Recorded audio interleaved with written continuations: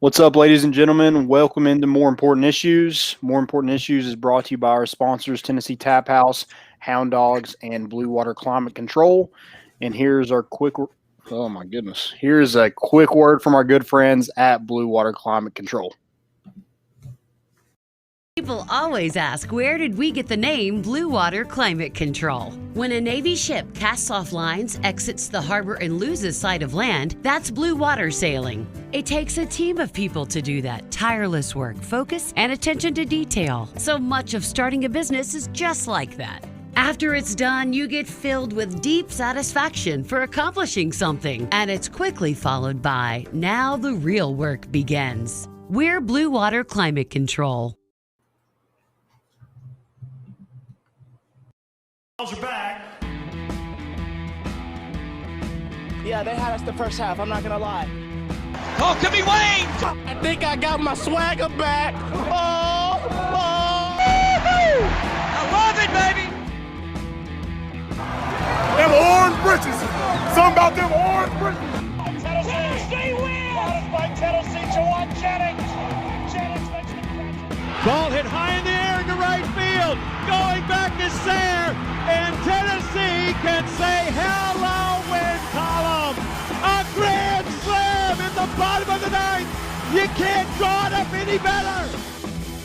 We just won a basketball game, and we're very happy right now. I made up my mind. I don't expect to ever look back. I'm going to stay at the University of Tennessee.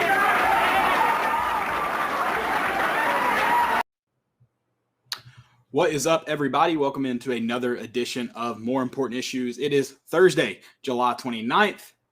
Hope everybody's having a great week. Go USA. U.S. men's national team is playing Qatar in the CONCACAF semifinals right now. I know a lot of soccer fans in here, so I wanted to throw that out there, get everybody riled up in Austin, Texas. Also, the Olympics. Landon, last episode, said he wasn't a big Olympic guy. So we know where his loyalty lies as far as being a big USA fan. No, Landon, no. I'm a big Olympic guy. I'm just not a big Olympic guy when all the good sports are on at 2 a.m. That's a convenient excuse, and I do appreciate it. I do. We got a great episode, guys. We're doing position previews, starting those as football season is right around the corner. It's just a few weeks away. I told you last episode, I'm fired up. It was like, I don't know if it was just I've been sad as a Tennessee fan in general, football fan.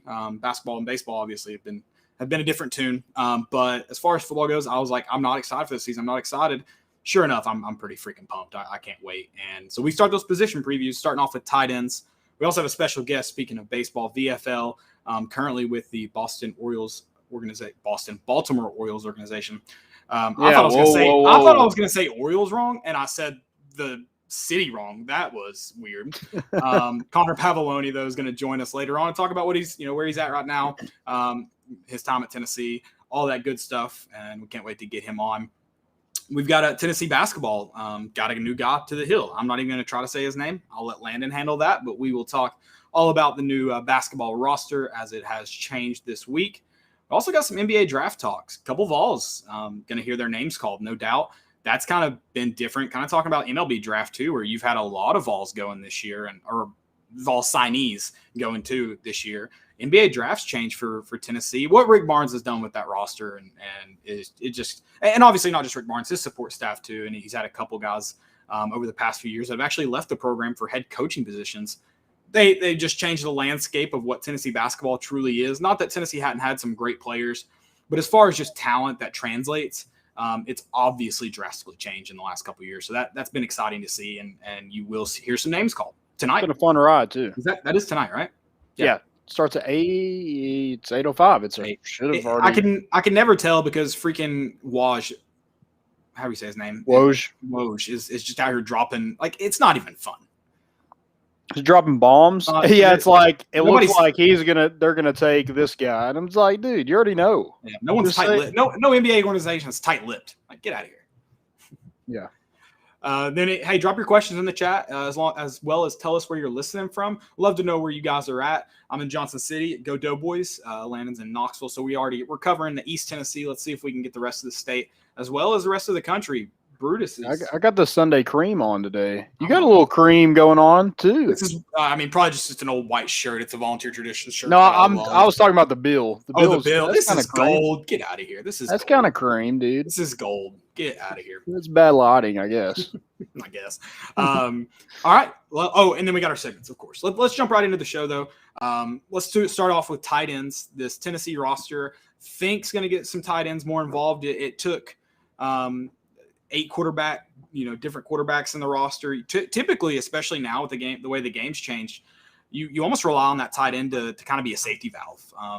Typically you get guys who not only are good in run support, but if you want to get, have good tight ends, quality work at tight ends, not only good in run support, but are also good in the pass game. And Tennessee hasn't found great ways to utilize them as of recently, but that should change under Josh Heupel. It should add another element to the attack as far as offensive production goes.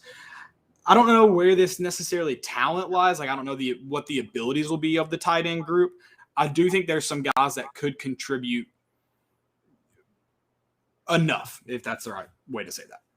Yeah, I mean, you have guys that have played in this league, so I think that's a big boost. But yeah, I haven't really been utilizing the passing game. I think your most productive tight end up to this point that's still on the roster is Austin Pope, and he didn't even play last year. And that's not from a pass catching standpoint; it's from a blocking standpoint. And he wasn't going to return. He had originally entered the transfer portal. Some things changed, and he's back at Tennessee. Yeah, I think that's a huge get for this staff. I think it really helps that to get them involved. It really helps that your offensive coordinator is also your tight ends coach. I want to see him catch the football. I do too. But I think what Josh Heupel says, like if what he's saying is true, he's gonna utilize them if they can handle it, right? I mean, like if they don't make the offense any better, there's no reason to utilize them. Isn't that kind of like the first, bottom line of they got to be able to handle it? They've got to be able to be productive in the pass game. Sure, they've got to do some run support things, but as far as especially Josh Heupel's offense, they're not going to be asked to do a ton in the run game. It's going to be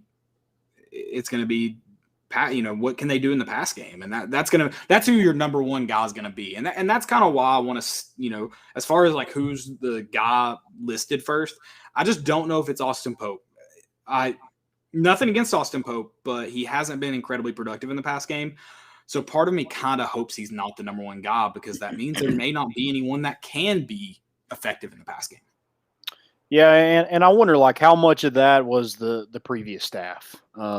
Yeah, because that's fair. He was, and this is, I'm talking about football in East Tennessee, and we all know like it's not Georgia or Florida or Texas, but he was a pass catcher in high school, played a lot of receivers. Sure. So I know he's transformed his body a lot as he's gotten to the college weight room, and really, coming into college, he was a wide receiver. Let's be honest. Yeah, and like you said, that last staff, they kind of forced him to really, really change his body, because it was run first, pass second, whereas this one's opposite. And you didn't really have a quarterback that trusted throwing over the middle anyway. So I mean, it was difficult from all aspects for the tight end standpoint. So I don't really know who is your number one guy. I think we would, if we're basing off last year, it's probably Princeton Fant. Mm-hmm. But when we change this offense, you mentioned a lot of it's going to be in the passing game. I mean, Jacob Warren has to come to mind too. Jacob Warren's kind of the first one that popped in my head, just because he did get some looks last year, was effective when they decided to start throwing to tight ends randomly with like 2 games left. So I think Jacob Warren's definitely up there. Princeton Fant. Apparently he's related to Noah Fant, so maybe it's Fant. I don't know. But yeah, I mean, his name definitely comes to mind. And then obviously Austin Pope carries experience with him. But I mean, I think you do have some freshmen that come in that are the size to do, be a tight end, and Julian Nixon and Trinity Bell. I don't know if they necessarily see playing time, but it is going to be who can be effective. And I don't, just with I think those guys that have been on campus for a while haven't necessarily proven it, at least on the playing field. Now, scratch the record. Like, nothing that happened last year really matters. It's a new staff, and like you said, they're just flat out looking for who can get it done. So I kind of think everyone's in play here, but I do agree with you with the two you named as far as potential starters. Yeah, I mean, I think if we're looking at an all-around tight end, I think Princeton Fant is probably gets the edge over Jacob Warren. But if you're looking for more of a pass catcher, it has to be Jacob Warren. I just think he's probably struggled a little bit in the running game. And then your best blocker is Austin Pope. So, I mean, it could be a number of guys. You had Miles Campbell, who was an early enrollee. That's got to say something. I know they were really impressed with him during spring practice. So maybe he throws his name into the hat. I think he fits probably that mold as more of an all-around tight end than probably the three in front of him. But the three in front of him have experience and have been in, they've been at Tennessee. They haven't been in this offense yet. So I guess from that aspect, he's kind of even with everybody. But, yeah, you get Trinity Bell and Julian Nixon. Trinity Bell, does he stay at tight end? If he's the fifth guy in that rotation, maybe he looks at the defensive side of the ball. He's a big kid. I think he's like 6'7". And then Julian Nixon played a lot of wide receiver in high school, didn't really play tight end. So that blocking aspect, I just don't know if you'll see a lot of it. But, again, if you're looking for a pass catcher, maybe he fits that mold. Yeah, there are guys that probably could see some moving around just to fit some needs for this team. So that it'll definitely kind of be interesting to see how they handle it. Graham Morgan, listening from Louisville, Kentucky via Union City, Tennessee, said, last great tight end, Jason Witten. Yeah, there's not really been any great tight ends at Tennessee. I would say I'm curious to see the stats. Michael Rivera was very, very effective in Tennessee's offense. Obviously didn't have the career Jason Witten had. It's kind of hard to match. It's like you can't really match a Hall of Famer. Right.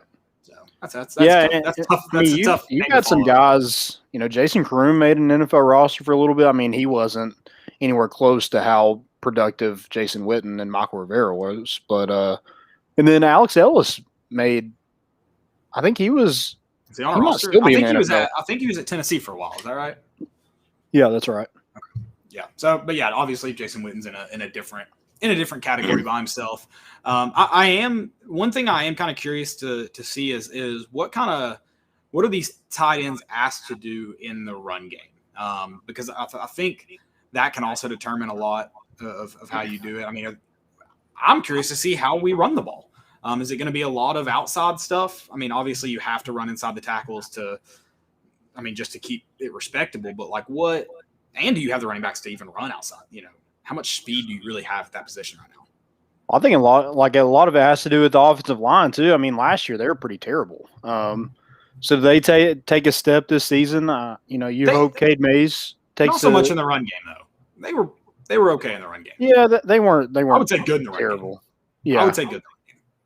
But if they have you also lost Wanye Morris, Brandon Kennedy, Trey Smith. So you're having to replace three starters. So yeah, what does that offensive line really look like? How can they, do you have to add a tight end to really make up for some of those losses? Who knows? Do you use Austin Pope in a fullback role, kind of like you did 2 years ago? Yeah, I think, and that's another thing too. H-back. I was about to say I guess I need to go watch more of Heupel's offense at UCF. Are these tight ends almost H-backs? I know the H-back was really, really popular. I think it even got listed on some rosters as a position a few years ago in some of these offenses that are newer and just slinging the ball. So is a tight end, whether it's your mainstay, do you kind of have somebody that's that H-back guy? That could even bring more people like Austin Pope kind of back into the equation. I don't know. I mean, I guess if I had to pick a starter right now, I almost default to Austin Pope because of experience and because you don't know much about the other guys. But again, that doesn't make it seem promising that they're going to be very, very involved in the pass game. And how healthy is he? He has back issues, so it's not like a broken thumb or something like that. That's a real problem, especially playing that position that you play. Right. And another thing too, I'd say as far as like how these tight ends have to be quality, because in this offense where you're throwing the ball a lot, you're trying to get as many guys into space as possible. if you take a passing option out of it, that just makes it harder on your quarterback. So if you have a guy lining up there at tight end or a guy lining up at H-back, whatever it may be, if you take away that passing option for that quarterback, that just makes that job a lot harder in a year that you hope it's as easy as possible on the quarterback. Mm-hmm. Yeah, I feel like in this offense, from what I've seen from UCF, they do a lot of kind of safety stuff down the field, and then when they get to the red zone, they're really targeted. So their one tight end last season only caught 10 passes, but 3 of those were touchdowns. So I like that conversion rate. Yeah, really looking to find the tight ends in the red zone, and so who can fit that mold? Who can be a mismatch in the red zone? And then you're wanting to go fast in this offense too, so you're not going to be able to sub out. So you got to be conditioned. So how conditioned are these guys? A lot of the freshmen, maybe this is their first year in a college program. Maybe that's a little bit more difficult. But I don't really know where they played in high school. They might have played an up-tempo offense, but probably not as fast as this one. Yeah, I mean, I don't imagine it would match it. It's obviously going to be a different level. Okay, so I just tweeted this out with our tight end preview. So your starter, who's your starter? Who's your number one guy this year? Is there a number one guy? So take away the starter. Who's your number one? Is there a number one? I think if you're going up tempo, you have to have a number one because I think he's going to be in the game majority of the time. Maybe you switch out drives, but it's probably going to be one guy for the majority of that drive. I'm going to go Princeton Fan. I think he has the experience.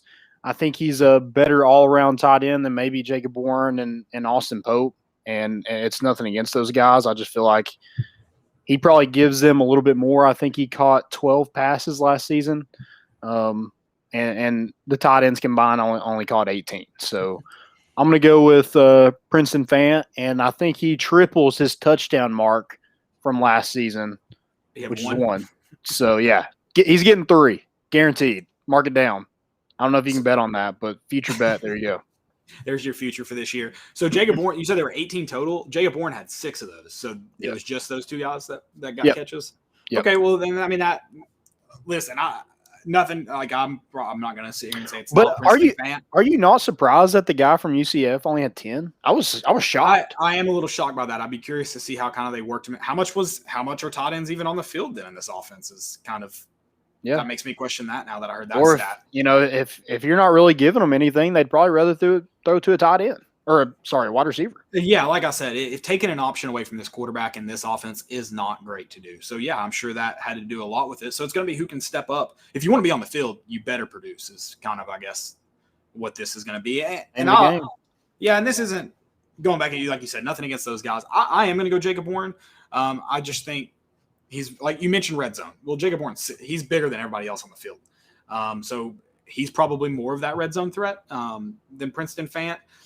Fant may be a little bit more athletic. That may help him, but I got to imagine at tight end, you're probably looking across the middle a lot. And at that point, it's just kind of body on body and who can be stronger and tougher. And I'm going to go Jacob Warren. He did get a touchdown last year late, and he actually kind of made the play too. It wasn't just a catch in the end zone. He's athletic. He was a wide receiver in high school. They might have had it listed at tight end, but he was on the outside most. He was rarely lined up at next to the tackle. Right. So he is an athletic guy. He's a guy who you're like, man, if he's going to play tight end, he's got to bulk up. Well, he's bulked up. Right. He can play inside and he can be effective in run and pass if he's willing to be physical enough. And just because people like to hear differing opinions, I'm going to go Jacob Warren as my number one this year. And obviously to be determined, we'll see where the staff takes it, but. There you go. I think either of those 2 guys are probably going to be it over the more experienced Austin Pope. Yeah, I'm interested to see what the 3 freshmen look like. I mentioned Miles Campbell was an early enrollee, had a really good spring. Does he get some looks at that? Maybe not at the start of the season, but you could maybe see him a lot more toward the end. And those are some very athletic guys, the freshman tight ends you brought in. Yeah, I think Miles Campbell probably has the highest ceiling out of probably everybody on the roster. In terms of tight end, not just football, but tight end wise. That may answer my next question then. Your most underrated guy. He may not be your number one, but maybe he comes in late in the season. You mentioned Miles Campbell.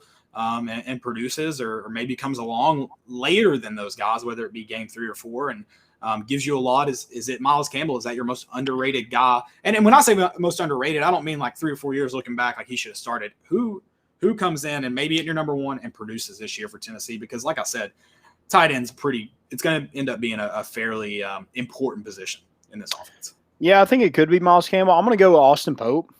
Just because I feel like there is a reason why he came back. He wanted to be a pass catcher or be utilized more as a pass catcher.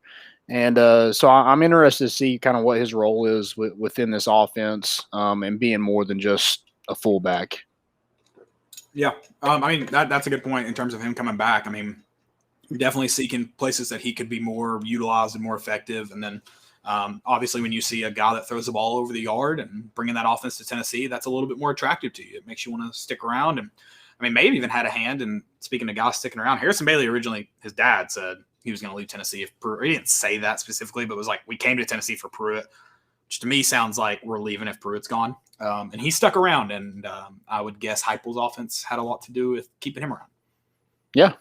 Yeah. I mean, that's got to be a selling point. Got to be a selling point for, recruiting tight ends. Julian Nixon came in as a wide receiver, but, is kind of a bigger guy, not a super fast guy. So a guy that I'm sure having the OC also being the tight ends coach really helped out with, hey, this offense is, set up for a guy just like you, but we need you at tight end and not wide receiver. Yeah. And think about it. If you have a quarterback that can spread that, you have the speed on the outside. If you have a quarterback that spreads the ball all over the place, that just makes your job as a tight end a lot easier because there's going to be a lot more open space in the middle of the field for you to sit. Right. Yeah, absolutely. I'd love to see it. Doing good today, Vols. Throw it to the tight end. Doing good. Throw it to the – yeah, I'm a big tight end guy. Big Rob Gronkowski. Let tight ends wear 69. That's what I'm going to hate on the NCAA for this year. Can they wear it in college football? They might be able to. Obviously, they're not in the NFL, or Gronk would wear number 69.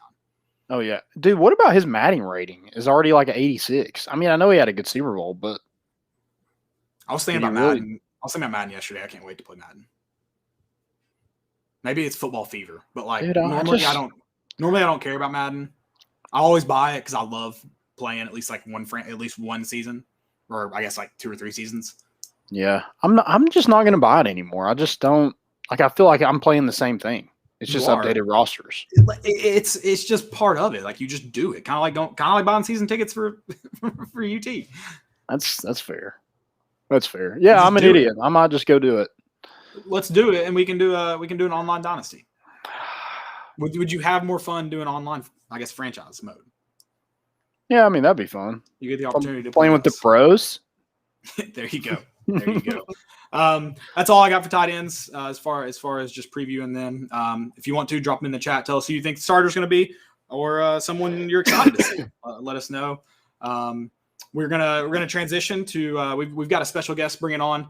We're gonna welcome on former Vol, Connor Pavolony. Connor, thank you for hopping on tonight, man. We appreciate it. Thank you guys for having me. Absolutely, and we obviously do want to talk about your time at Tennessee, and especially this season being so special. But right now, what's going on with you? What's that process kind of been like getting to the Orioles and draft process and everything? How's that been? It's been great. I'm in Sarasota, Florida right now, just working out and trying to get game ready again, and then I think I'll start playing in games again down here in like a week. So like next Wednesday-ish. And then hopefully from there, I get to go play in the minors a little bit this year as their season wraps up and get ready for the off season and then get ready for spring training next year. So there wasn't really much of a break from the end of y'all season to you're about to start a new season. So what's kind of that been like to get ready for a new season like that? Yeah, you're right. It wasn't much of a break. I probably took like a week off just in Knoxville to kind of get my stuff together and go back home. Got to spend time with my roommates before we all left. Kind of tried to enjoy the time with them as much as I could. But when I got home, it was go time. And I tried to, be moderate with it and not get too crazy, but just make sure I was still in shape and ready to go if I did need to play as soon as the draft was over. So I was kind of ready when I got down here, but they've been kind of really cool about building me back up and making sure that I'm ready to go before I do anything. And then obviously after the season, I took some time and let my hand heal. And I think that was really good for me to kind of just take some time away from the game and let my body get ready to play again. So I thought it was really good to kind of take some time off, but now I'm kind of right back in. I'm actually really right back in it. So some full days down here, but it feels good to play again. You mentioned your hand. What's the situation with the hand? Are you 100%? Like, would you say you're, because I doubt coming off of a broken hand in the middle of the season. Was it broken in the middle of the season? Yeah. So I fractured my fourth and fifth metacarpal, but they think that I really only fractured my knee. So basically, like it was my throwing hand, which actually helped a lot. Which is a big reason why I could come back and actually play. But I fractured my pinky finger right here, like right towards the bottom right here. So kind of and it's not something that you can kind of like rush. So you kind of just have to let it heal. That's why, it took me so long to come back. But yeah, it's healed now. And we had to get x-rays into MLB before the draft and everything like that. So that was quite an interesting process. And the University of Tennessee medical staff was great about it. And Woody's the best in the business. So. Yeah, that's awesome. Trying to stay away from fastballs to the hands now. Can you guys still see me? Yeah, we can see you. So you were drafted to the Orioles in the 7th round. What was that? Did you have like a slot value, or where did you want to go, or was there any kind of thought to maybe return to Tennessee? I'm gonna be honest with you. Like as it got into like the middle of the 6th, like low 7th, I was thinking about it. But obviously, I mean, it's public record that the Orioles paid me quite a bit over slot to sign. So at the end of the day, like I wasn't going to turn that money down to come back to Tennessee. Yep. As much as I love the school and I love the coaching staff and everything like that, I think I'm ready to play professional baseball, and it's always been a dream of mine. So I think the decision got easier, as I got off the phone and kind of, settled in and said, okay, this is really what I want to do. But it would have taken, probably another round or two for me to say, okay, I'm coming back. But the Orioles called and they gave us what we wanted. And at the end of the day, it all worked out. How much Orioles gear do you have already?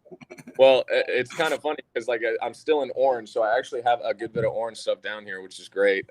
There you go. In terms of just Orioles gear, like it's all at my locker at the complex. I got a couple shirts, some shorts. I'll probably get some more stuff here in the coming weeks, but I'm kind of just trying to settle in down here. So it's just kind of basic stuff. Like I have a good bit of shirts and some shorts, some stuff to work out in. But, when I get home and stuff, I'll probably get some more stuff to like wear around. Yeah, I was trying to figure out if that was a Tennessee shirt or Baltimore shirt at first. I couldn't. It looked more Baltimore orange, but some of that Tennessee stuff can get a little dark. So, yeah. Sure, but it actually happens to be Baltimore orange, so it fits in nicely. There you go. So looking back, you mentioned kind of that decision to come back to Tennessee. When you go play college baseball, was there ever could you imagine yourself even considering that? Like you said, dream to play professional baseball. Was there ever, when you were young, like, oh, if I get drafted, I may consider going back to school? Or was that how just special your experience and this season specifically was at Tennessee? No, 100%. I think, going into the year, the draft expectations for me were a little higher, and it all worked out at the end of it. But at the beginning of the year, I was like, probably not. Like, I think this will probably be my last year here. But kind of the experience that we had and the kind of fun that I had around those guys, and the coaching staff and just the University of Tennessee in general, like the fans, just the place, Knoxville, there was a reason I committed there, when I was in high school. And, it made the decision hard because Knoxville is such an incredible place and the fans are so incredible there.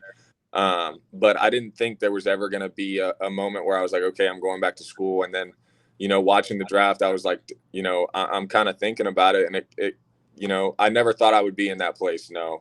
But, it was a great place to be in. Like either way, it would have been a good situation going back to Tennessee or going to play professional baseball. I was never, sitting there like, oh, dreading, like if I had to go back to school, so, and at the end of the day, like it all worked out, and Tennessee is going to be a home for me for the rest of my life. So, I'm glad to have those guys, and I know they wanted me to go play pro as well. So, right. There's guys coming in, and Charlie Taylor's, going to be coming back as well. So I think there's a lot of catchers coming in that, I think are going to be able to do exactly what I did, if not a little bit better. And I got to work with Charlie every day, and, he's as good as they come as a kid and as a baseball player, and getting to work with that kid for a year. And I'm excited to be able to watch it on TV. I really am. You're gonna have to get that ESPN Plus subscription. A couple of Vol fans got shafted out of some games this year. So man, we had so much fun watching you guys this year, and it seems like y'all had a lot of fun too. What was that, like coming into the season, half capacity, and then when it finally got to full capacity for that Arkansas series, what was that like for you guys? Well, I mean, we were pushing, we wanted full capacity for Vandy. And I think the University of Tennessee was great, doing everything they could to get fans in the stadium, within the limits of the state. The Vanderbilt series was kind of just a taste, and we knew it was going to be just a taste. It felt packed against Vanderbilt.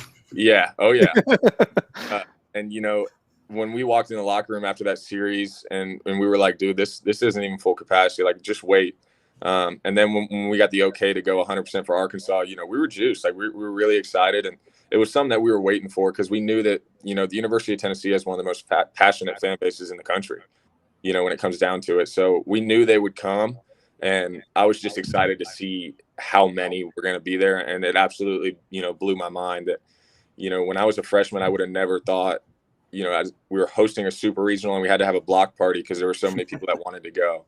And that just completely blew my mind. My parents loved it more than anything. Like, my dad was out there tailgating with other parents and with fans as well. So, he was enjoying it probably more than I was, but it was cool. And, you kind of dream of that, and coming to college, you kind of want that, and you don't really get it, in the postseason, except for the University of Tennessee. Like, you'll get it in the regular season, and places like Arkansas and Mississippi State, established baseball schools, that's what Tennessee's becoming. And, when they build that stadium to be big enough to hold, as many as Arkansas or as many as Mississippi State, like, Tennessee fans are going to fill it. I don't think we'll ever have a problem getting Tennessee fans to the game if we're going to win. And that's what Coach Vitello does, is he wins.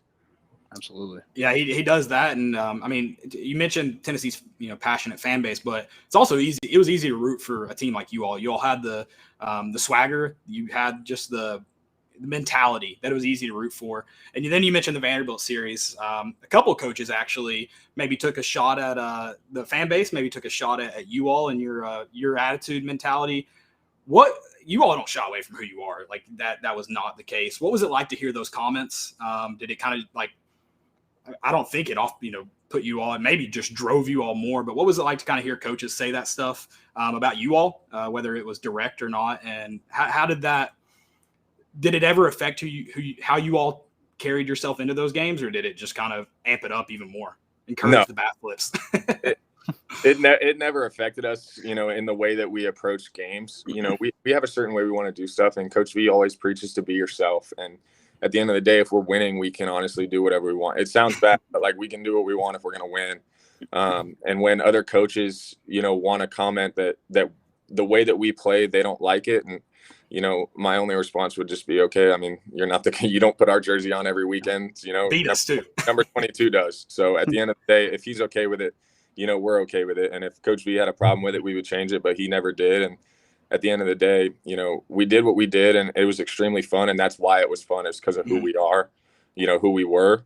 And we never shied away from anybody in the country, wanted to play, we would play them. And, we had fun doing it. We had fun together more than anything. I think there was so much skepticism about, like, we were so worried about, talking crap to the other team. That was never it. Like, we wanted to play for each other. And at the end of the day, if it got chirpy, it got chirpy. That's just how it was. But we never went into a game and we were like, okay, like, let's talk crap to this team for the whole game. Like, this is how we're going to beat them. Now, like, we're going to beat them on the field. And at the end of the day, if that doesn't work, it doesn't work.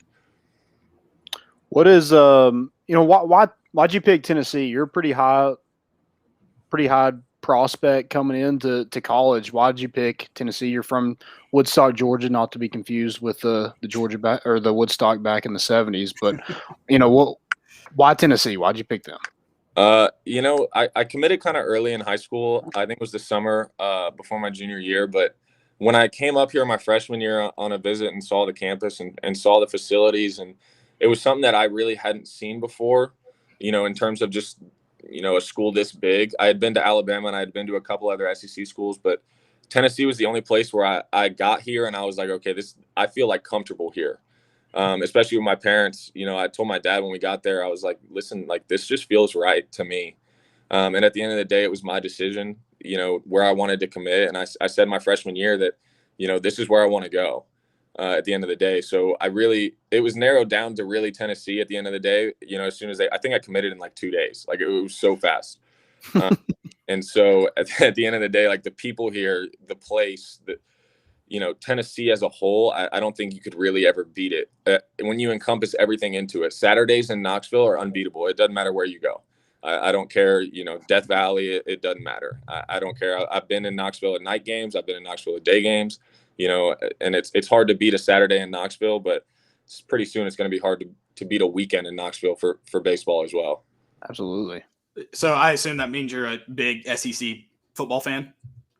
Kind of. I mean, I try to keep up with it when I can, but at the end of the day, like I watch it, but I wouldn't say I like keep up with it, like prospects and recruiting and everything like that. Right. Like not big into that, but I keep up with it. Yeah. Were you a Georgia fan growing up or?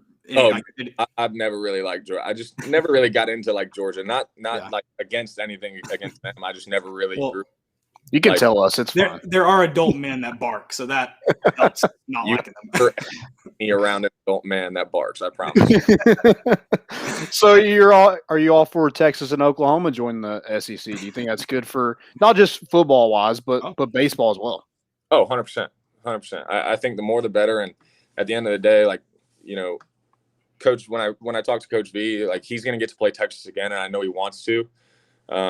And so at the end of the day, like I think the more competition you build, the better teams you're going to breed out of the conference. So adding 2 powerhouses like that, not only in football, but they're both really good at baseball. If you look at it, Texas was in Omaha, but Oklahoma's been really good almost every year. They're just a consistent team. So at the end of the day, adding those 2 teams to an SEC schedule, like it's just going to make every team in the SEC better. Who are your favorite guys on the team? I know we saw the bromance with Max Ferguson and Liam Spence. Who's your guys? Well, my roommates were actually Max, Liam, and Chad and Cortland. Okay. So we had a really cool house, and I roomed with Chad on the road. So I'd say Chad is probably one of my best friends, but Max and Liam are 2 of my best friends as well. But it's kind of hard to beat the personality of Drew Gilbert. We saw that. Him on the field, but I promise you, he's the exact same way off the field. I promise. So it's kind of hard to beat seeing that guy at work every day because he's always got something new coming in. I think you guys have seen the hoodie with Coach V's face on it. Yeah. Yeah, that's a fan favorite. We saw the shirts, the third assistant. Yes. We saw that shirt with Kivett on it as well that he's going to debut. I'm not sure. I'm not positive, but he might at some point. I would love to breaking news on the show. I would love to see Q's face on a hoodie. Because I know that he would hate it. That's why, because he's not a spotlight guy. But at the end of the day, like Drew Gilbert's one of the best. Rucker's one of the best dudes you'll ever meet, just as a dude. And the older guys like Pete Durkay and Luke Lipschitz, and Hef and Red. At the end of the day, like they were kind of the leaders of the team, but they were also just really good dudes, like really cool to hang out with. But they also held you accountable, and that's why we were so good. Is because we had guys like that on the team to kind of keep us straight the whole year. Yeah, so you mentioned that, the success of Tennessee baseball recently. What do you contribute that to most of all? Just being ourselves and trying to play for each other at the end of the day. Like you can kind of see the kind of chemistry we had as the year went on, and it was just exciting to play. Like everybody loved to come to work every day. Everybody loved to show up to the field. And at the end of the day, we wanted to be there more than anybody. And we just wanted to play. Like we just wanted to be around each other and win. Everybody on the team loved to win. And it's awesome that we did it a lot. And a lot of guys can say, like, I love winning and then just not win. Like that happens. But at the end of the day, like we wanted to win so bad. And you could kind of see it. Like we were never out of many games. And there were so many walk-offs that we loved winning with each other and we just wanted to do it more. And so the closer we got, the more we'd been through together and the more challenges, I think it just only made us better and got us closer as a team. And our chemistry was, second to none. I think that's a big reason why, we won so much. You mentioned the walk-offs. 7 this year? Is that how many? I think you all got the nickname Cardiac Kids by the end of the year. I think even before the Wright State Grand Slam, I think that nickname was kind of trailing you all. So it was fitting for sure. Print the shirt. Did talking about your position specifically, I feel like every broadcast you listen to, they talked about how the Tennessee pitchers just attack the strike zone all game. Did that make your job easier? Like, did it feel, I don't know, just like you knew this stuff was going to probably be coming across the plate? I mean, those guys were throwing well, like Chad Dallas, Will Heflin. I mean, do you feel like it made your job easier to kind of have that coming at you the whole game with the style, I guess, that Frank Anderson instilled in those guys? Yeah, 100%. It makes my job easier when guys throw strikes. At the end of the day, it makes every catcher's job easier. But that's something big that Coach A preaches is we're going to go at guys, and if they hit it, it's just the cost of doing business. You'll hear Chad say it all the time. And he's somebody who really buys into it. And, it's not a knock on Chad, but, I mean, a lot of people hit homers off him this year. He'd be the first person to say that. But he also finished with, 2 losses? So at the end of the day, like, the philosophy works, and he bought into it, and you can kind of see it pay off for the guy. So he doesn't have overpowering stuff. He's 92, 94, and his cutter is really good. Best in the country. So, that's why he was our Friday guys, because he wasn't afraid. And in the draft, you hear him talk about, his uber competitiveness, and that's who he is. He just wants to compete and win. And, that's why he was our guy. And I'd go to war with that guy every Friday of the week. And, he was one of my roommates. He was my roommate on the road too. So I kind of got in-depth looks at that guy, and, he's as competitive as anybody I've ever met, but so is our whole pitching staff. As a perfect example is Heflin. He's our Saturday starter in the SEC, and he throws a 91, 92 mile an hour fastball on a really good day, but he just attacks hitters and he mixes it up and, keeps guys off balance. And that's why he had a lot of success. And then you got Blade Tidwell, who's going to be a first round pick, who just throws really hard and has a really good off-speed pitch. So at the end of the day, like, I think he's going to be the Friday guy in my opinion next year, and he's going to tear this league apart. And at the end of the day, he's going to get paid for it. Absolutely. So I'm going to go a basic interview question here. Favorite moment at Tennessee? I know you had a couple of them. You had the Grand Slam in the regional in 2019. You and Evan Russ went back to back against Jack Leiter. And then you had probably a 500-foot home run against Texas A&M with a broken hand. So which one was your? It doesn't even have to be just you, but what was your favorite moment at Tennessee? Got to be Drew Gilbert's walk-off grand slam. It's hard to simulate a feeling like that, and I wish I could describe it to you guys. But it was one of the most unreal feelings that I've ever had. It was unbelievable. And then, I mean, that's my on-the-field favorite moment. My off-the-field is easily the watch party we had when Crochet made his big league debut. That was one of the best things ever, was watching that dude take the mound in a big league game. It was sweet. How much did you have to ice your hand after catching Crochet? Well, when I caught it, it was painful, yes, and I did have to ice it a lot. But thankfully he could control it a good bit, so I didn't have to do very much. I just had to catch it. That's awesome. That's a good point. So you mentioned I do want to ask. I think we kind of asked this to Dirk A. We had him on a couple weeks ago. What was so every kid's dream is the walk-off grand slam, bottom of the ninth. What was there chatter going on in the as Gilbert stepped up? Was there chatter just like, guys, bases are loaded, this is it, like this is the moment? Was there anything like anybody kind of giving it? You're not going to say it out loud, no jinxes, but you're kind of looking at each other, maybe like, hey, this could win it. Yeah, well, as the inning unfolded, I mean, I got on and then they pinch ran for me because I'm not very fast, which is I'm gonna be fast. Just wait for it. You're not telling yourself. and then Liam and Rucker got on and they loaded the bases with one out, and I was like, I mean, Drew Gilbert swings as hard as anybody. Like, if he hits it, it's going out or it's going somewhere really hard. And then he swung and missed at the first one. And a lot of people don't see how smart of a player Drew Gilbert is. But if you talk to him and you talk about baseball with him, he's actually really smart. And I knew that when he swung and missed at the first one, not only did I know they were going to throw him another one, but I knew that he was going to hammer it. Did I think he was going to hit a grand slam? No. Did I appreciate that he hit a grand slam? Yes. But I knew that he was going to hit it hard, and that's just the player he is. It's almost like he has a heartbeat. You can tell because he looks like he's freaking out, but he's actually pretty under control. Just a little energy ball walking on in the field every day, literally little. So I think at the end of the day, everybody was thinking it. Nobody said it. You can't say it. You can't say it out loud. Absolutely not. But at that point, I was like, I knew that we were going to make a run at the game one way or the other, because it was him. If you got Drew Gilbert out, then you had to face Jordan Beck, which is no easier. Yeah. So, I mean, at the end of the day, I knew we were going to make a run at the game, but I didn't know that Drew Gilbert was going to take one swing and just end it. Yeah, definitely a special moment. I mean, so many special moments in the season. Obviously last season sucked too, ending, and like you didn't get to catch a ton for Crochet. I'm expecting to. What was did you feel like getting to spend that week in Hoover, getting to Omaha? Did it kind of feel like this is a moment that every team kind of needs to experience? Like this, just like you said, Tennessee is a special place, but this makes it elevates it to new. Did it kind of feel like that? What was Hoover, Omaha like? I mean, I'm sure. I think Evan Russell was the one who said, he's like, this Omaha experience made me rethink kind of moving forward.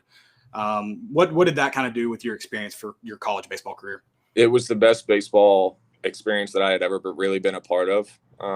Just the trip out there, the way the fans were interacting with the kids and with the fans. It was something that like you can't really ever do again. Like it's a once in a lifetime thing. And I say that, but I also think Tennessee's going back next year. So some guys will, do it again, like Drew and a lot of the transfers that are coming in will be able to experience it for the first time. And I'm excited for those guys.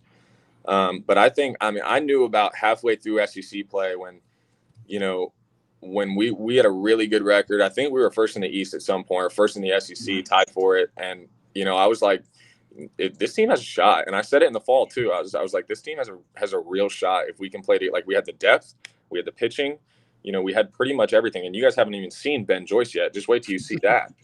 Like at the end of the day, we had the pieces to do it. We just had to do it. And so after the Vanderbilt series, I was like, okay, we can do it. We're just not there yet. To be elite, we just weren't there yet. And we knew it as a team. Like we said it in the team meeting. And then when we played Arkansas, I was like, okay, we're there. Like we're ready to play anybody. And then we went to the tournament. We lost on a very, very questionable interference call. And then ended up rolling off, 4 in a row to get to the championship, I believe, 3 in a row. Mm-hmm. And you have Camden Sewell, who has been a reliever all year, started and goes 7 innings. Like you just don't see that. And so I was like, after the SEC tournament, I was like, we're going to Omaha. Like there was no doubt in my mind we were going to Omaha. And I was just kind of trying to enjoy the ride. At the end of the day. And I was obviously hurt, so I was doing my rehab at the same time, but I was enjoying it, Yeah, that's gotta add to it. Going into the training room every morning's gotta every day. So what was that like? And I know I don't know if it's 100% yet or getting to it, but like percentage wise, what did that kind of look like there in SEC play? Because you did it in the Vanderbilt series. What was that like coming? You came back that next weekend and played against Texas A&M, where you hit that freaking bomb and that hitting barrage. I don't know where that came from, but y'all had 7 home runs in that one game. We had a lot. It is 100% now. It's healed 100%, which is great. That was great news to hear. And at the end of the day, I would go into the training room, and Tennessee was great about we got a bone stem machine, 2 bone stem machines.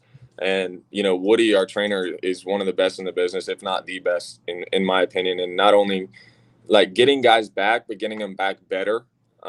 And so Coach Q was great as well with, programming the lifts to where I could do them with a cast on my hand. So we kind of had to eliminate, using I couldn't pick up a weight. I couldn't really do much, but I could work out with the cast on. And Coach Q was great about that as well. So although I didn't play for 3 weeks, I never really took time off. And every week that went by, I was like, okay, let me take BP today. Let me do something today to show you guys that I can play. Cause that's what for the last 2 weeks, I was like, okay, I want to try this and this. And I even took BP on Friday at Missouri. And that was when I was just like, no, I don't think that was the first time that I said, no, I don't think I could play this weekend, was Missouri.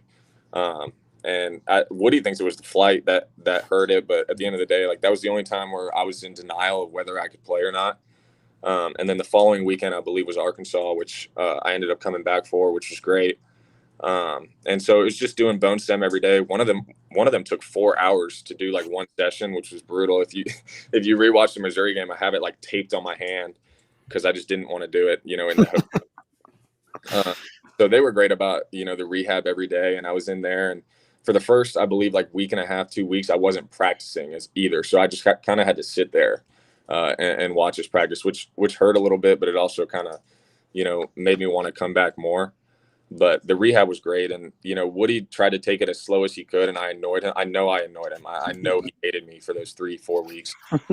Every day I was just like, hey, Woody, I'm going to go hit today. And he's just like, just shut up. Like, and so, I know he hated me during it, but I think me having such a positive mindset throughout the whole thing kind of helped not only like heal faster, but kind of come back, without missing a beat, if that makes sense. So I never really took any time off. Like I was ready to come back whenever. So I think that was a big part of it, and just staying positive through the whole thing. Like I knew I was coming back before the season ended. That was big for me. Was knowing that I was going to play another game in a Tennessee uniform.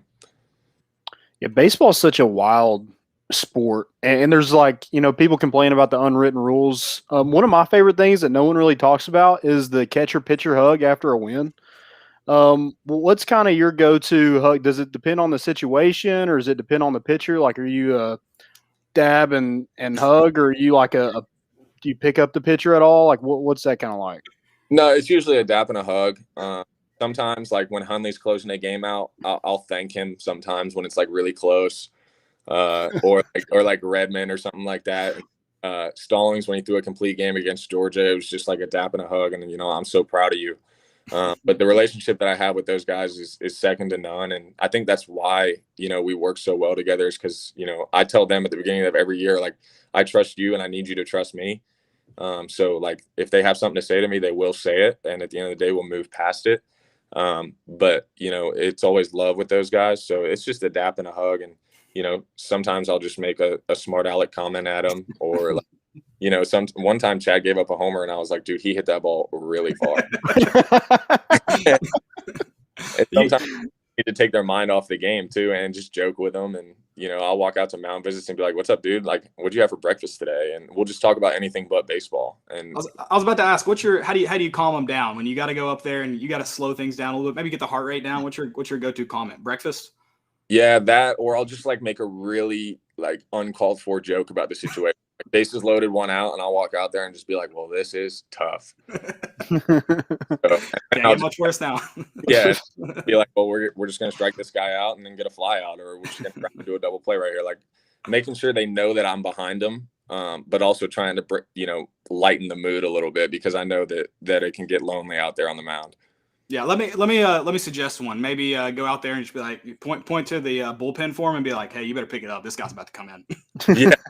Or like, hey, I really don't want this guy to come in, so can we please start throwing strikes? Like, there you go. We're gonna miss happy hour. Yeah, I don't know if you have a girlfriend. Maybe find a cute girl in the stands and just ask him what he thinks of her.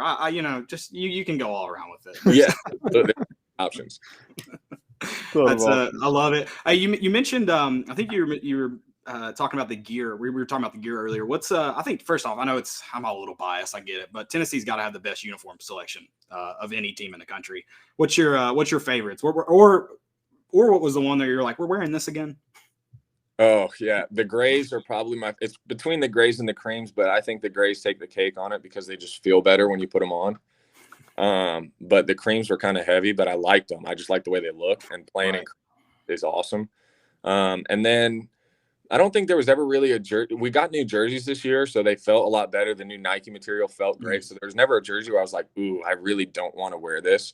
But I really did not enjoy the orange and the pins. Like the orange top with the pin pants was not my favorite combo. I'm not going to lie. But at the end of the day, like the jersey felt good, and that's really all that mattered. I didn't really care what it looked like. Yeah, those pinstripe jerseys are sick. I feel like the pinstripe uniform got underutilized as a whole. I want the orange pinstripes like the softball team has. Those are, in my opinion, the best uniforms in college sports. Those are sick. Yeah, I love those. We'll let Vitello know that from Connor Pavolony they're coming. Yeah, so. I'll let. There you go. I do too want to ask you. You kind of mentioned this too, like what you would tell a guy that's wanting to come to Tennessee. We had Kiv on before he left, and I mean, I'm not holding grudges, but forget him. We don't talk about him anymore. He talked about when he drove guys back after official visits, his kind of like tagline question was like, could you see yourself living here after college? And that was kind of, do you have like a selling point that, if you're talking to guys, or, you know, if you were like, hey, this is your decide, like, what is your kind of, this is how you know you should be at Tennessee? You talked about how special it is. Yeah, I mean, every time I would talk to recruits, it was never like, I'm not big into coaches like downplaying other schools to make their school look better. Mm-hmm. That was something that I really didn't like in the recruiting process, and it happens all the time. But when I would talk to recruits, I would say, listen, man, this is your decision. And obviously I play here, so I'm biased, but I also want what's best for you. And at the end of the day, if you go to a football game, or you even come to a baseball game now, like come to our super regional and feel the hair stand up on your arms when we score or when we hit a home run, and then tell me that you don't want to come here, then I'll believe you. I like that. You're a liar. Yeah. Yeah. What do you think Tennessee needs to do in the renovations? What is your, like, this is what a ballpark is? What do you think needs to be added? Obviously, we need the stands down the left field line, but yeah, the stands down the left field line for sure. And then I think they need to put some suites in there. You know, so Danny White doesn't have to stand in the stands when he comes to watch the game, or Miss Plowman doesn't have to stand in the stands when she comes to watch the game as well. So yeah, with the peasants.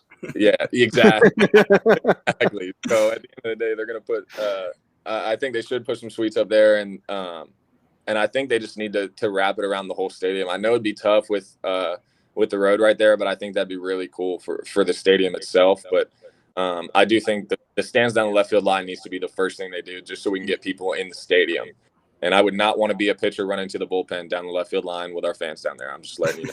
Yeah, put the legends down there. They'll be all over them. Yeah, I think would be brutal. I think the bullpen catcher for LSU, I think he ended up with a towel over his head by the end of game 2 there in the Super Regional. The cover, like, he just doesn't want to hear it, you know.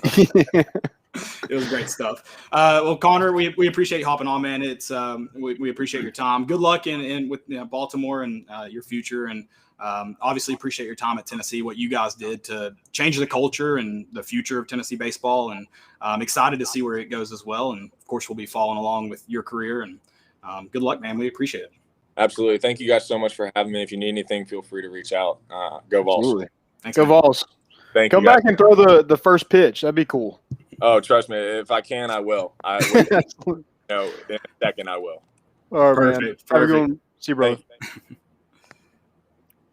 That was former Vol Connor Pavolony. We appreciate him hopping on. It's fun to hear about those guys' experiences. You don't get to hear him kind of really dig into those. Just so it's always great to kind of hear their personal experiences, and it's kind of neat too. Like Connor had some special moments as a Vol.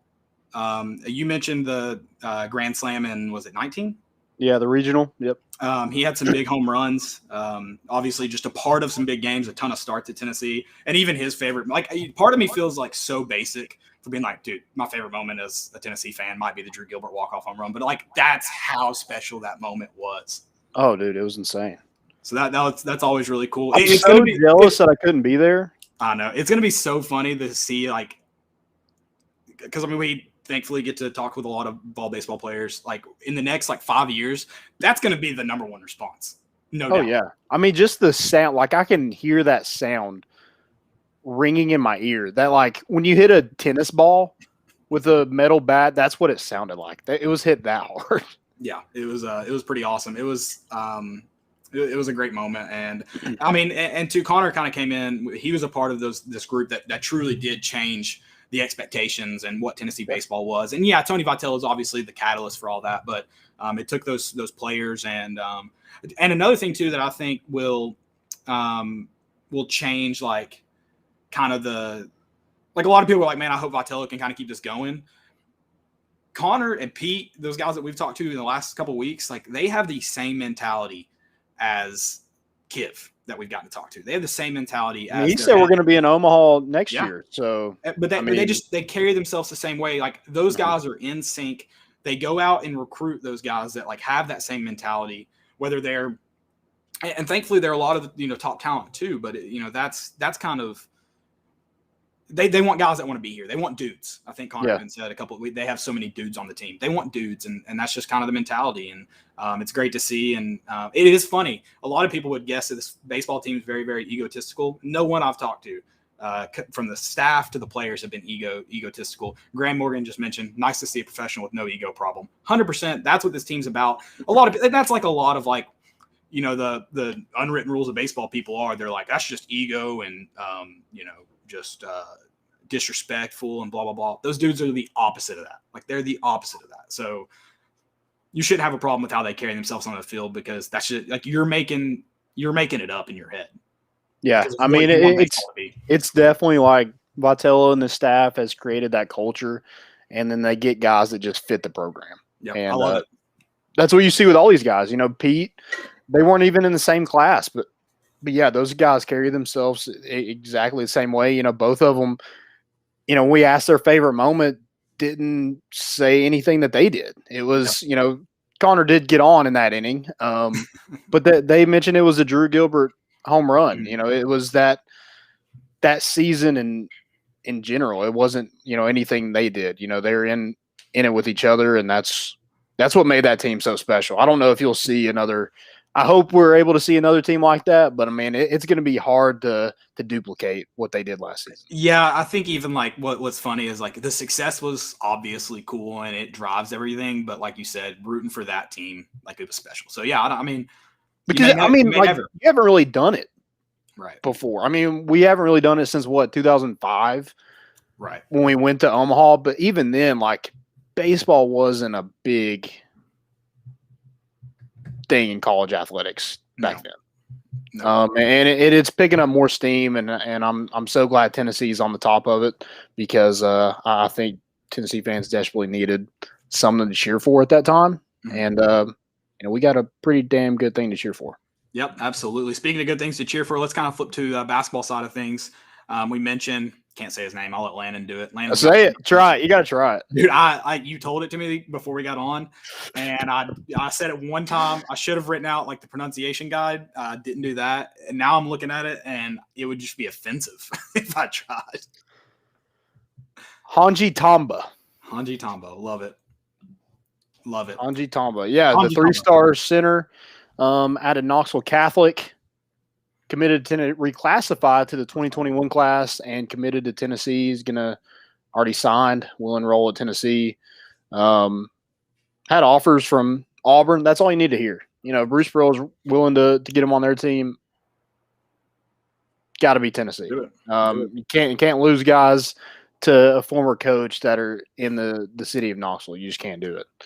But a 7-footer, 225 pounds, you know, I think he's going to have to put on some weight, but I think this is a really good pickup for Tennessee. A legit 7-footer. You know, we've seen him play against some of the top talent when IMG came to Knoxville to play Catholic. I think it was Jaden Springer's junior or senior year. You know, you really got to see him put on a pretty good performance with some of the best players in the country. And I think he's super athletic for his size. And, you know, I don't know if he contributes next season, but, you know, reclassifying, being a year younger, I think that it kind of gives you that, like, okay, I don't have to contribute this year. I wasn't supposed to anyway. I don't have to. So I think that it's going to be big for his development to kind of learn from some of these guys like a John Fullerson. And then when he gets his time called in the next couple of years, I think you'll see a really good player. Yeah, I agree. And a lot of people are like, I mean, do you really want him to come in red shirt? I got to think, you know, a year under Rick. I mean, I hope he has the expectation to red shirt, but a year red shirt, it's going to be more beneficial to his future than, you know, a year in high school. And I'm not saying every, you know, high schooler that should do it. It's a case-by-case basis. In fact, I would honestly say the opposite. I would say stay in high school for the experience, not because you're going to get better in high school, but because of the experience of your senior year and playing with the guys that you've been playing with. I would honestly say that, but I also don't think it's bad. If he believes, you know, this is what's best for him and his development, then great. I do hope he has that expectation that he will be redshirted. I mean, there's almost no doubt in my mind. Yeah. And so, but yeah, I don't have a problem with it. Like some people have been like, he just needs to stay in high school. I'm not in that camp. You know, do whatever's best, but yeah, I think it'll be great for him, especially for a guy that needs to put on some weight to be to really be that, you know, a guy that can do what is asked of the 5 position at Tennessee. So I think this will be a great year for him. Yeah, and shout out to Bobby Mays, another one of the Bobby Mays elite, or B Mays elite AAU team to commit to Tennessee. You know, using that pop line a little bit. I got some. Oh man, was brutal. But yeah, I think, Tennessee, they're recruiting. They have the number 2 recruiting class in the country now. They're not going to just waste a offer to a local kid. They have a specific plan for Tamba, and when he comes here, I think he's going to develop. You got to see the development from Grant Williams and Admiral Schofield, even Kyle Alexander, if you're wanting a big man example. Right. He was about the same size as Kyle Alexander was when Kyle Alexander left. I mean, you got to see that development from those guys and be like, if I can put this work in, I can be that same guy. I can develop into something really special at Tennessee. Yeah, absolutely. Agreed. And that kind of, is going to be proven in terms of what you can develop into, because a couple of guys could be hearing their names called, or we're only an hour in. Could be hearing their names called tonight, though. I'm trying to see. So we're at the number. We're the number 11 pick right now. So okay. Oh, so moving along a little bit faster than I thought it may be. So got to keep an eye on it to see where some guys fall. No guy's been drafted from Tennessee yet. It looks like got Keon Johnson and Jaden Springer are expected to be taken in the first round. So there's potential for that. Sorry, I'm trying to get it on my TV right now. You're getting the USA soccer game. That'll be hilarious. That there's no way there's enough time to get that pulled down. But if it got pulled down from YouTube for that, that sound. Yeah. Stuart Holden's going to get us banned. Got you. And then Yves Pons has a chance to be taken as well. He'll probably be taken second round. If he is taken, this will be, though, the first time that, Mike Wilson, friend of the pod, he had 1977. I was about to say, I can't remember the year. I knew my dad was still in school for the Ernie and Bernie years, but first time since 77 that 2 Tennessee players be drafted in the first round. So yep, I think it's the second time in 4 years that 3 players should be drafted in 3 years. Tennessee. Thank you, Mike Wilson. Shout out. 3 years. Okay, 3 years. Yeah, that's pretty cool. Very cool. I said at the beginning of the show, it just tells a story of what Rick Barnes has done for this program. And in terms of 4 of those guys are development guys. Yeah. So. And of course, guys like Rob Lanier, have a hand in that success as well. Oh my gosh, why am I blanking on his name? Schwartz. Kim English. Schwartz and Kim English. Kim English is the name I was trying to think of. Guys that have done a great job recruiting as well and getting those big. Yes, a lot of those guys are developmental, but you also have Keon and Jaden who were top of their class as well. And so they've done a great job getting those guys to campus. But this Tennessee basketball program it's going to be different in the future after Rick Barnes. And I'm very excited for this season. Don't get me wrong. But great to see some of the names that have been attached to Tennessee basketball that'll be playing at the highest level here soon. Yeah, and I think looking at Keon and Jaden, probably not the year they expected, but probably not the year anybody really expected with COVID and everything. But they're 2 guys that I think, from a defensive standpoint, I think they're 2 guys that could probably have a role right away. Right. Scoring wise and shooting wise. And I think Jaden is probably a little bit ahead of Keon, but when you go to pure athleticism, Keon Johnson is a freak. So at the combine, he had scouts drooling. Now, is he going to be able to help score right away? Maybe not. He's more of a slasher, kind of 2 guard. I think he shot 27% from 3 last season. But a guy that, has all the intangibles to be a really good NBA prospect. Right. So we'll see where they end up. Hopefully they end up at really good organizations, and we'll see. It'll be tonight. Yeah. Hopefully. Yep. I guess hopefully. Yeah. I would expect to hear both of them tonight, but we'll see. No jinx. Okay. Anything else for NBA preview? NBA draft preview? That's all I got. I already won my first bet, dude. There you go. Did you take Cade Cunningham going number 1 overall? That was not even worth anything. What was it? I guess when freaking Woj tweets it, it's going to draft. Well, it was minus 1,500. It was signed, seal, delivered pretty much already. Right. I picked Davian Mitchell from Baylor. I picked him to go under 12.5. Oh, okay. I got that at plus money. So nice. Good bet. Yeah, he went 9th. So good bets only. Good bets only. Oh, good bets only. All right.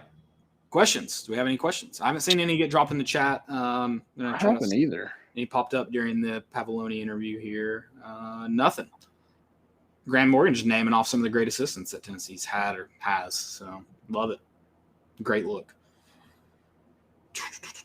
Guys, it's been a great episode. We appreciate it. We do have some segments we're going to knock out for you before we wrap this thing up. Yeah, let's get to it. If maybe you tuned in a little late and you want to listen to everything, you got to wait to go back and listen. It will be on iTunes and Spotify probably 30 minutes to an hour after this, or you can listen to it on your drive to work tomorrow. I did want to mention, kind of going back to baseball a little bit, Ryan Spikes did end up signing with the Tampa Bay Rays, so he will not make it to campus.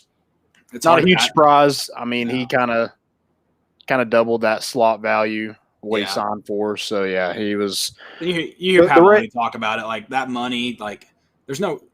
It's almost like there's no reason to pass it up. Both of those guys got money that it's like made it kind of an easy decision, if you will. So. Yeah. When you're getting over that slot value, the organization wants and I think kind of expects you to take that deal. So he's going to Tampa Bay Rays. Not a huge surprise. Tampa Bay Rays kind of do that. You know, they're not going to waste draft picks because they're a small market team. And I think the Orioles are kind of in that same boat as well.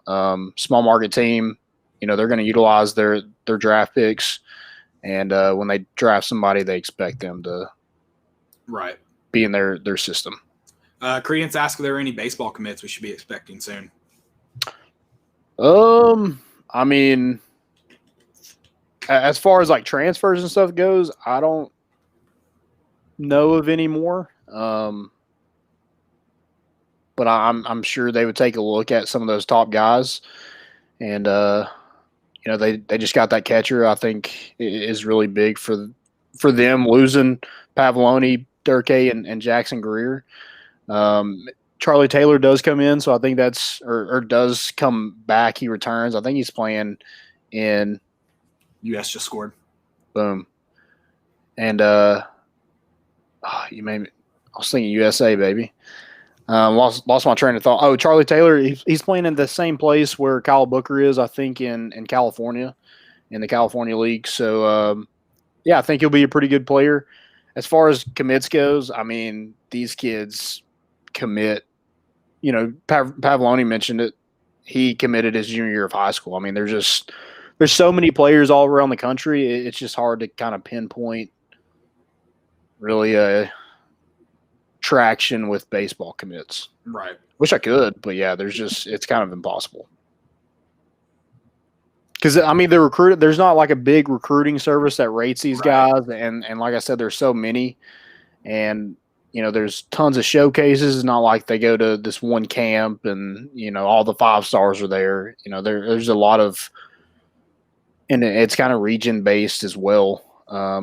You know, tons in California, ton in Georgia, ton in Texas, ton in Florida. So it's hard to kind of keep track of baseball recruiting. But maybe one day, maybe you'll get to where football is. I think it's I don't know. I kind of hope not. From a. Did you mention just how early they commit to? It kind of makes it hard. And there's unwritten rules of college baseball recruiting. You may or may not have seen a Tennessee coach get into it about it this year, but like when one guy commits, you don't really pursue him anymore. So there is some kind of things to baseball that make it maybe difficult is the right word to follow it beyond just lack of exposure. So. Yeah. And that's kind of why I don't want to get to the point of football is with all the decommitments. I mean, how many times did Tate Martell switch commitments and decommitments? And then, you know, in college, he kind of did the same thing. So I hope it doesn't get to that point or have a graphic of a team and then later on the video you commit to another team. If y'all know who I'm talking about, there you go. But I'm not gonna say his name. But yeah, I hope it doesn't get to that point. That'd be great. Right. I do want to know as far as Tate Martell. Speaking of him, where's He's at UNLV. I know. When's QB1 coming back out? They filmed a season, but they haven't released one since. Yeah, wasn't Spencer Rattler on it? They did. They did. Yeah, I remember that. It's the season after that they didn't release for some reason. Or haven't released it. There was another quarter. There was a big time quarterback on it, but I forget who it was. Yeah. I don't know. Yeah. Okay. Well, in that Maybe case, Caleb Williams, was he on it? I don't remember. I need to go look it up. I was reading about it, and there's a reason they didn't release it yet, but I can't remember. I think it had something to do with maybe some investigations going on by the NCAA. There you go. Cool. Yeah, no, it makes it exciting, doesn't it? I thought you were about to say some NIL deals. No, that's another thing though. That guy that's thinking about reclassifying for Ohio State. What is keeping high school players from capitalizing on NIL? Like, shouldn't it be the same deal as college football? It's their name, image, and likeness. Like TWA or whatever state organization shouldn't be able to say no to that. Yeah, that's kind of my thought too. Is like, you had that one kid. He was a kicker at UCF, right? Yeah. And he couldn't be on the team because he was getting paid professionally. If you're already getting paid coming in, why can you get paid in college but you can't when you're in high school? Yeah, I think there's no way, right? I think they should. Yeah, it doesn't make sense to me. I'm not like saying high school players should get paid, but like, I mean, if they get offered it, what's keeping them stopping them? Yeah, I mean, I don't understand it. Whatever. I'm sure it'll be a thing here soon. Walter Nolan with the Bojangles. No comment. That I'll never. Or some Wild Wing Cafe up there off Emory Road. I'll never understand it, man. Never understand it. We'll see. We'll see what comes. You mentioned it. Interesting to see what comes of it. Yep. I don't know. All right. Well, what's trending? What do you got going on here? I've got my first one. I've got a cease and desist. It's back. It's going on. Big 12 sent one to ESPN. Apparently, they're meddling in the SEC affairs. Well, it looks like it's a done deal. SEC approved it. So 2025 right now. Yeah, I'm like, so the Big 12 is not going to be on ESPN at all. They just, right? I mean, after that. Oh, I don't know if I don't know. Can they do that? I would. I don't know if they can do that. But they do have contracts though. That's the thing. They have contracts. So what does the contract not say? You can't send me a cease and desist letter maybe somewhere? You can break it. Maybe you can break it after that. I don't know. There you go. Yeah. Maybe. Big 12 just sucks. I mean, they're dying. They are dying. They're to the point where like they're not going to exist in a few years. That's a definite. Yeah. That's 100% fact. They're to the point where like any publicity is good publicity for them. So, I don't know if anything is like anything going on currently is good publicity, let alone. Yeah, they're just trying to be relevant, which they weren't relevant before all this. So right. Matt Adams said, I see Texas and OU coming in before 2025. I do too. I think it's possible as well. I'm surprised it's not happening next fall. I'm a little shocked. But I agree, Matt. But at least 2025, at least. So, I'm just kind of like, I don't care anymore.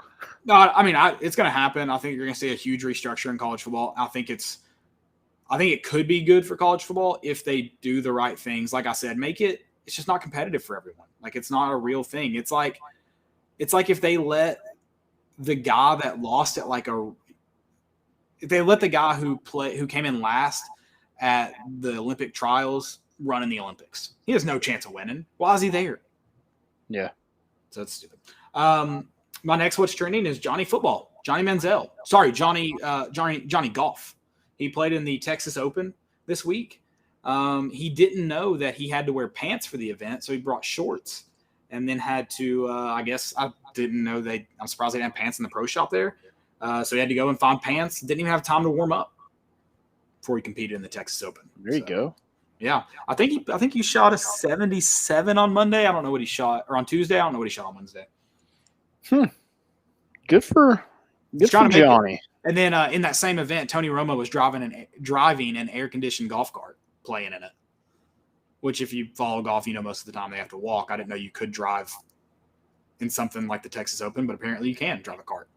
There you go. Well, he can do anything he wants in Texas. So Right.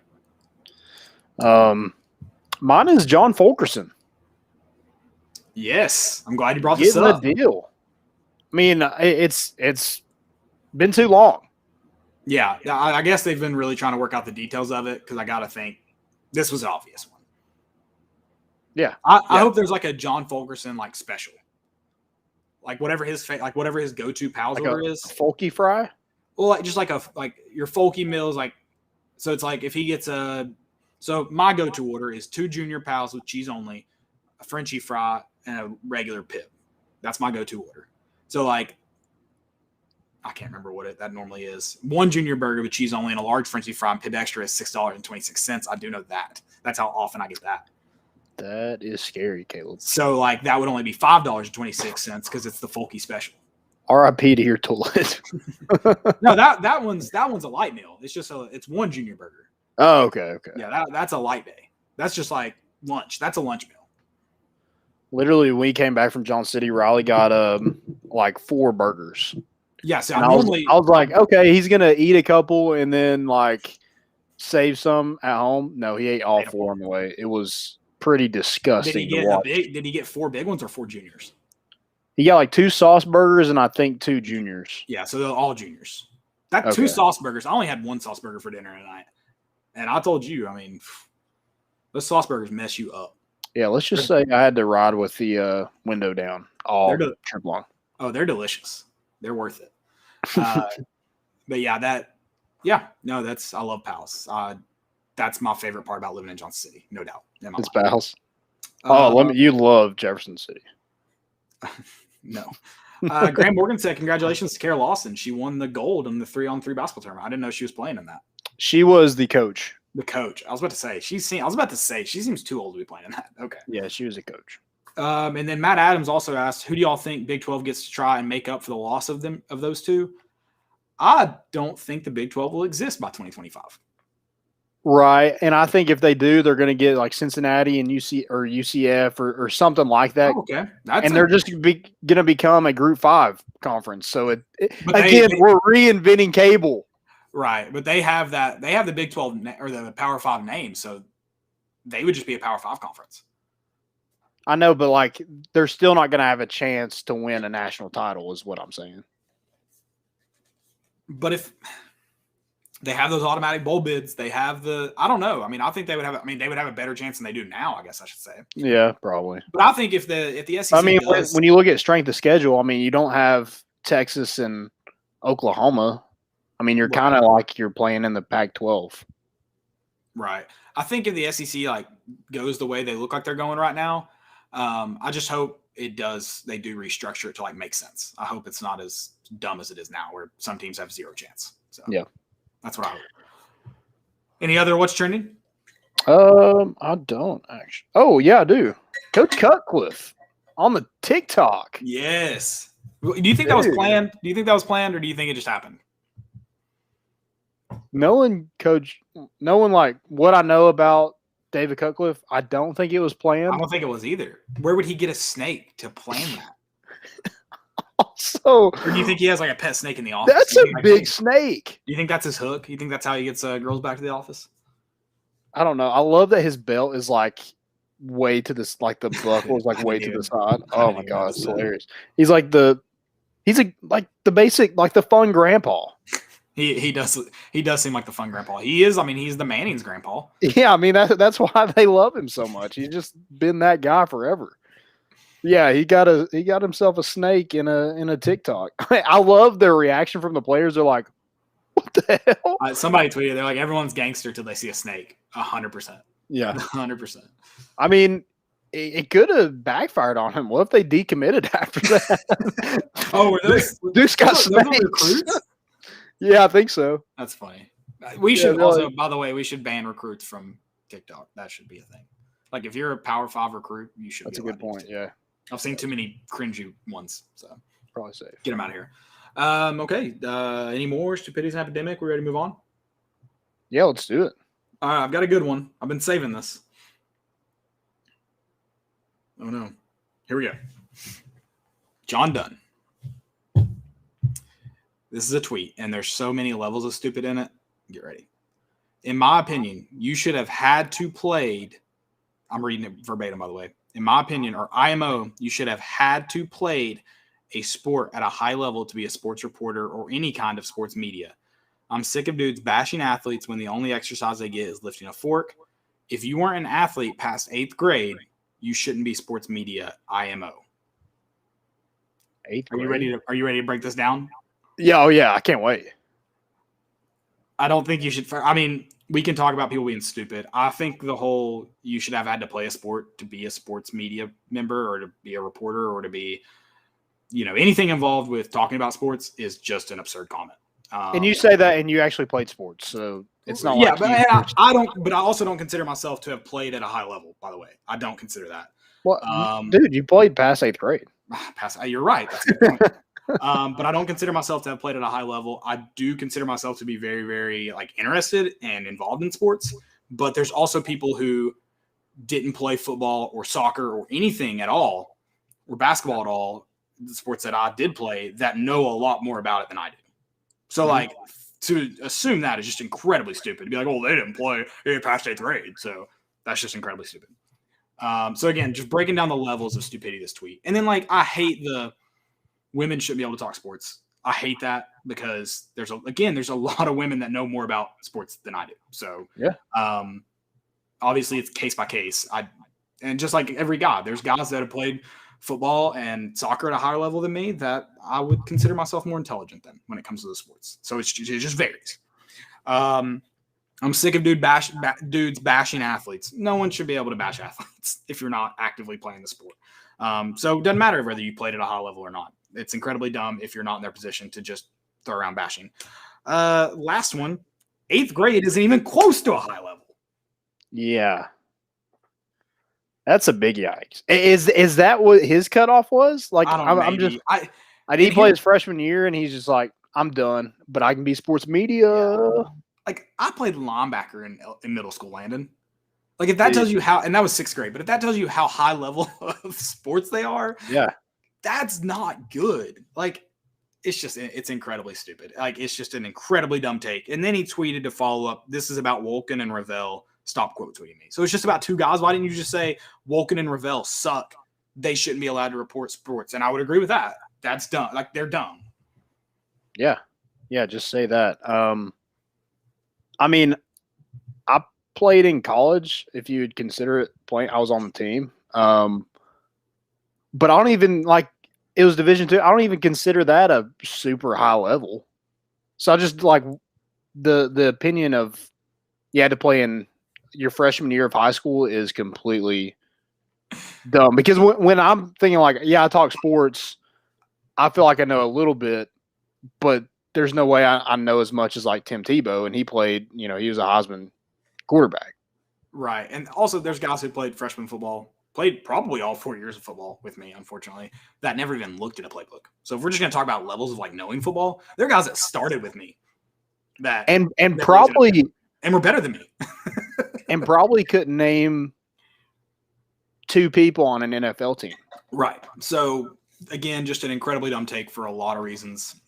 And that's not just because they're some of them might be that dumb, but they just don't care about sports. That's true as well. I mean, there's guys at Tennessee right now, I'm sure, that they're like, we have to tell them to play every chance we get. Yeah. Just the way it is. So just that take is, and I always think that take's dumb. Like, the people who are like, women shouldn't be allowed to talk sports. I'm like, that's just what? I mean, a woman didn't ask, who was it? Is your mom with us? Oh my God. They asked JaVale McGee. He's like, JaVale McGee. He's yeah. Like, what kind of question? And someone's like, well, what was the follow-up to that? And I'm like, there's not a good follow-up to that. There's not. Apparently it was about her playing in the Olympics, but it's like, she did it whether she's alive now or dead. Yeah. Yeah. And dude, when you're doing a press conference, if his mom is still alive. I'm not sure. Is your mom still with us? My mom alive? Yeah, she's still alive. Yeah, I didn't. That's a weird question to ask somebody. That's a weird question to ask somebody. Also, the reporter sounds hammered. And I'm not bashing people who talk sports drunk. That's pretty much my whole life. But he sounds hammered. But like when you go in the press conference, I feel like you have like one question that you're about to ask, and you replay that question over and over and over again. If you're Eric Kane and you're smart. Yeah, there you go. Yeah, just have the whole conversation, just you and him. Yeah. Shout out Eric Kane. Kane. That forever. Shout out Kaner. Yeah, that was dope. For so many reasons. He got D2 football shout out. He there asked you questions. I loved it. You got to find a way. Yeah, you got to dig. He's got to find a way to win some football games next year. You got to find a way to get your 2 questions off in a press conference. But yeah, asking if that's mom's still with us. Every time we have a guest on, that's my first question. Well, dude, like, still with us? What I want to know is like, what if he said no? Like, what was he gonna do? Just all right, never mind. Like, what? I would love to hear the follow up. I mean, not that I think it'll make it better. I'm just really interested to know what it was. If he said no, this guy's wearing a shirt that says "Make Texas a Country Again." You don't want to do that, bro. We almost lost you the first time. Yeah, easy. We'll take it one step at a time. You're already moving to the SEC. We don't have to go all out. If you're going to be a country again, that means you're going to be Mexico real soon. Yeah, that's what it just have to go. It's a process, man. That's how the NCAA is going to happen again. It's just going to be in Texas, the country. There you go. You have stupidity? We could have done a whole show dedicated to that one tweet. How just that was. Yeah, that was bad. That was rough. Man, I really thought I did. That's unfortunate. I'll kind of say this. It's not really a stupidity, but I think the people freaking out over it maybe kind of slowly roll a little bit. The home field lineup, and you might have a different take on it than me, but like I didn't see anything. I was just like, man, that's awesome. Besides the Vol Navy shirt, I wasn't super impressed. I definitely wasn't impressed by the price and then shipping on top of it when you can, literally go to the Vol shop in Alumni Hall for free. And then the guy kept trying to sell the shirts wearing an Indiana shirt, just not a great marketing. No, that's not a great marketing tool. I gotta agree with that one. I don't know. Like, I don't know what people expected. I didn't expect like anything crazy different. Well, the way they're hyping it up, like I expected a lot more. I'll say that. Well, I mean, that's their job to market it like that. I think there will be some creative designs, and I also did notice that they do make their own shirts. So it may be something about this shirt too. Like it's their brand of shirt. It may be Gildan that they took off and branded themselves, but it is like their branded shirt. So they may be really comfortable. I hope they come out with some good hats. I don't know. The Indiana thing was not a great look, but yeah, they have teams all over the country. So, but yeah, I would agree. Just wear the Tennessee shirt that you're selling. Yeah, kind of weird. But yeah, I just didn't expect a ton out. Like, I think it's one of those like faux outrage things. Like people were like really excited, and then some people were just like really mad that people were really excited. Because I was like, I don't know. The Vol shop is just recreating shirts right now. It's not like they're coming out with anything like brand new. Right. And I guess that was kind of it just wasn't anything that we really haven't seen. I will say this. Shop local. Because, they are pretty much the same. So shop local when you can. Yeah. There you go. Shop local. And also, it's cheaper. No free ads, so I'm not going to mention their name until they pay us. But that one place down off Cumberland. Yeah. I mean, they didn't send me or you a free shirt. I haven't gotten anything. I've spent a lot of money there and I've not gotten anything from them. Yeah. So, it's pretty. I'll gladly say your name whenever given an opportunity. But there for now, no free ads. We mentioned a lot of brands on here. I'm going to stop doing that. I'm going to you're going to send a cease and desist? Like on like reality shows when they like, obviously they have a lot of people that like, because they don't know what they're going to wear. So they either like blur it or they have them wear like black tape over it. That's what I'm doing. There you go. Yeah. So even like Nike, we just have like black tape over, like if we were wearing like free ads. Phil Knight, hit me up if you want to. God, I said it. I'm sorry. I'm terrible at this. Nike's different, but no free ads. No, not anymore. That Can't say that either. Crap. You get it. No more free ads. No more free ads. Dude, but you did get me excited earlier when you talking about the tailgate. I know we're kind of going a little bit over, but dude, you made the hairs on the back of my neck. It sucks. We won't be able to do it. The Thursday game. Well, are you gonna be able? Are you gonna try to? Are you gonna be able to? I'm not. I can. Yeah, I can. I can throw a little something together. Yeah, and then the next home game after that's the nooner. You got to work on Friday. I work Thursday, Friday. Yeah. Are you coming in for it? No. Damn. Yeah. So I've got 2 tickets. Well, my brother should probably go. Never mind. Also, I have 2 tickets. Fate. Speaking of that, anybody gotten there? I know Landon said he hadn't. Anybody gotten season tickets yet? I need to ask my dad before I tell you. I'm getting a little nervous. Maybe Philip Fulmer took something else with him on the way out. He's going to be sitting in your seats. He's got a mustache. They're not Bill. Bill Fulmer. Yeah. Hey, there's no chairbacks, Phil, so take Landon's. Yeah. I don't have chairbacks. Wait, you don't have chairbacks either. You're like 2 seats below it or above it, aren't below it. Yeah, we're 1 row above it where we don't have to pay I think $2,500. But we get I think it's $50 or $100 for the cushion and the little back on it. See, we don't have that. So sorry, Phil. Yeah, dude, my back. When I didn't get them for 1 year, and that was the last year last year I do that. I don't know if we talked about it on the show. I don't like those because you almost it forces you to Well, yeah, my posture sucks anyway, so yeah, that's why it helps. It helps mine. Like I feel like I'm. Also, it's a lot easier to be in disgust and lean back a little bit when you have that. I'm not sitting in somebody's lap. There you go. I'm a big lap sitter, so it's all good. There you go. Should. Yeah, I'm excited to be crammed in and kneeling. Hopefully, hopefully, stadium's packed soon. With Bill Fulmer. With Bill Fulmer, I gotta get vaxxed. I was supposed to get vaxxed last Thursday. I didn't go. Oops. Is this your first one? Yeah, I just got waxed, no vaxxed. So okay. Yeah. Okay, so funny story. This guy, our intern, told me that it's so funny that I call him our intern because I shouldn't have an intern. He's not actually mine. He's just in my department. But he's my intern. Yeah. But he was like, yeah, my mom got all 3. I was like, what? Like all 3 vaccines? You just want this flavor, taste them all, taste test? I was like, dang, she got waxed, saxed, and vaxxed. So that means she got 5 shots, right? Yeah. Dang. That can't be safe. I hope it's not true. I kind of hope it is, but I kind of hope it's not for her health because I feel like that's not healthy. I'm going to get all 3. Why not? Yeah, sure. I mean, I'm sure the doctor, they just put them in between the fingers and just all 3 brass knuckles. Yeah. Just let them fight it out. Yeah. One's got to work, right? One's got, statistically speaking.